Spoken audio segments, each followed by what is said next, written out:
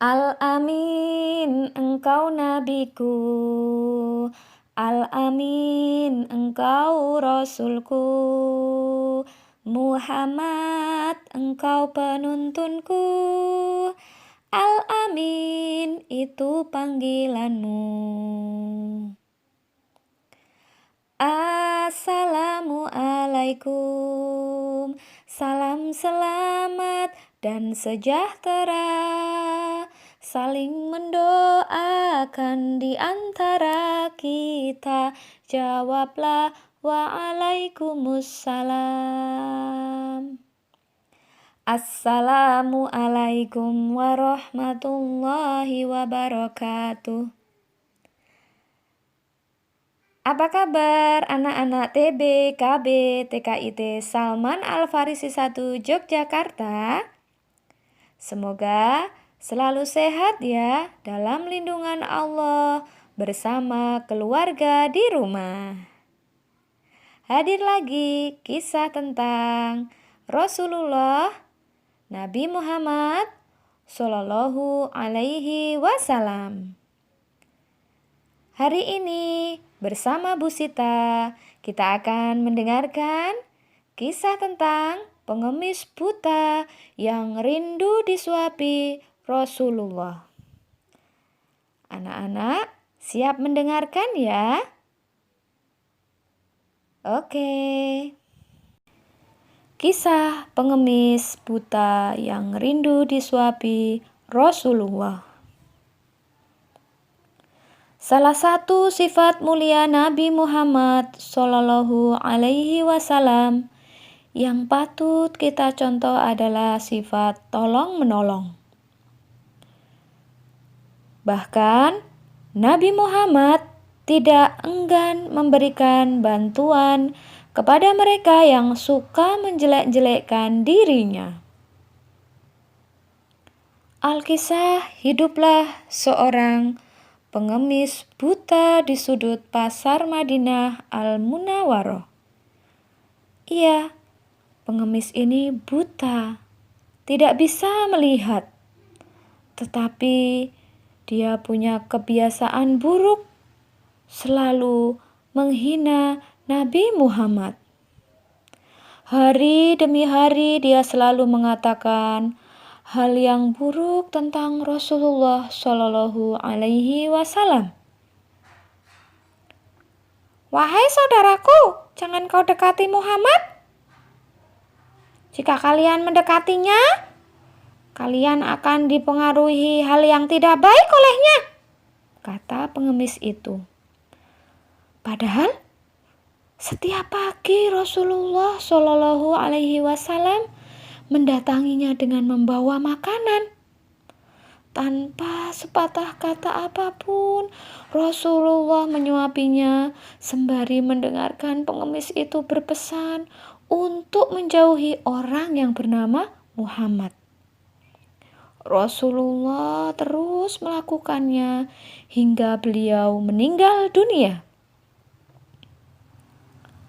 Sepeninggalan Rasulullah, tidak ada lagi yang memberikan makanan ke pengemis Yahudi buta tersebut. Suatu ketika, sahabat Rasulullah, yaitu Abu Bakar, berkunjung ke rumah anaknya Aisyah, yang merupakan istri Rasulullah. Beliau bertanya kepada anaknya, "Anakku, adakah sunnah Muhammad yang belum aku kerjakan?" Kata Abu Bakar, "Wahai ayah, engkau adalah seorang ahli sunnah. Hampir tidak ada satu sunnah pun yang belum ayah lakukan, kecuali satu sunnah saja," jawab Aisyah kepada ayahnya. "Apakah itu?" tanya Abu Bakar. Setiap pagi Rasulullah selalu pergi ke ujung pasar dengan membawa makanan untuk seorang pengemis. Pengemis itu buta. Dia selalu berada di sana, kata Aisyah. Keesokan harinya, Abu Bakar pergi ke pasar dengan membawa makanan untuk diberikan kepada pengemis buta tersebut. Abu Bakar mendatangi pengemis tersebut dan memberikan makanan itu kepadanya. Ketika Abu Bakar mulai menyuapinya, si pengemis marah sambil berteriak, "Siapakah kamu?" Abu Bakar menjawab, "Aku adalah orang yang biasa." "Bukan, engkau bukan orang yang biasa mendatangiku," jawab si pengemis buta itu. "Apabila dia datang kepadaku, aku tidak perlu mengambil makanan ini, aku tidak perlu memegangnya, dan aku tidak perlu mengunyahnya. Orang yang biasa mendatangiku itu selalu menyuapiku. Tapi terlebih dahulu dia haluskannya makanan tersebut untukku." Pengemis itu melanjutkan perkataannya. Abu Bakar tidak dapat menahan air matanya. Sambil menangis, dia berkata kepada pengemis itu, "Aku memang bukan orang yang biasa datang kepadamu. Aku adalah salah seorang dari sahabatnya. Orang yang biasa datang kepadamu itu sudah meninggal. Dialah orang mulia itu. Dia adalah Muhammad Rasulullah Shallallahu Alaihi Wasallam." Setelah pengemis itu mendengar cerita Abu Bakar, dia pun menangis dan kemudian berkata, "Benarkah demikian? Selama ini aku selalu menghinanya. Dia tidak pernah memarahiku sedikit pun. Dia mendatangiku dengan membawa makanan setiap pagi. Dia begitu mulia." Pengemis tersebut kagum dengan akhlak mulia Rasulullah Muhammad Shallallahu Alaihi Wasallam. Dan akhirnya pengemis tersebut bersyahadat di hadapan Abu Bakar. Pengemis itu menjadi seorang Muslim. Alhamdulillah. Demikian anak-anak, kisah tentang pengemis buta yang rindu disuapi Rasulullah.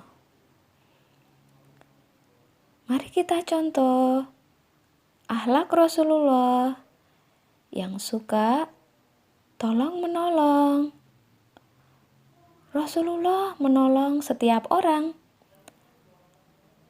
Meskipun orang itu berbuat tidak baik kepadanya, suka menghina dia, tapi Rasulullah tetap sayang. Dia tidak melihat-lihat siapa yang ditolong. Setiap orang yang membutuhkan, Rasulullah selalu siap untuk menolong. Nah, anak-anak boleh mencontoh ya sifat Rasulullah ini. Anak-anak belajar tolong-menolong di rumah, membantu ayah ibunya apabila dibutuhkan, membantu kakak, adik, membantu teman, saudara, tetangga yang membutuhkan pertolongan. Oke, sampai di sini dulu cerita dari Bu Sita. Bu Sita akhiri ya. Wassalamualaikum warahmatullahi wabarakatuh.